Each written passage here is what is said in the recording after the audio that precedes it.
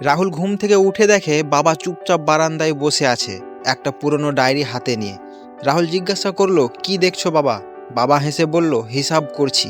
রাহুল অবাক, বাবা তো বহু বছর আগে দোকান বন্ধ করেছেন, এখন আবার কিসের হিসাব?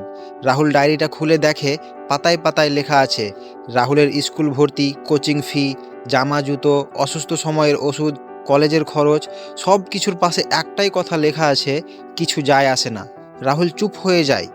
সে মনে করতে থাকে, সে যখন দামি ফোন চেয়েছিল বাবা না বলেছিল, সে যখন বন্ধুদের সাথে বাইরে যেতে চেয়েছিল বাবার মুখে ক্লান্তি থাকলেও টাকা দিয়েছিল, কখনো বলেননি আমার কষ্ট হচ্ছে।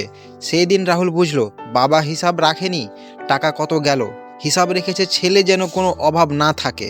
রাহুল সেদিন ডায়েরিটা বন্ধ করে বলল, বাবা, এবার আমার হিসাব করার পালা। যে মানুষগুলো আমাদের জীবনে ভিত্তি গড়ে দেয় তাদের কদর করতে শেখাটাই সবচেয়ে বড় শিক্ষা। নিজের মানুষকে বুঝতে দেরি হলে আফসোসটা সারা জীবন হয়ে থাকে।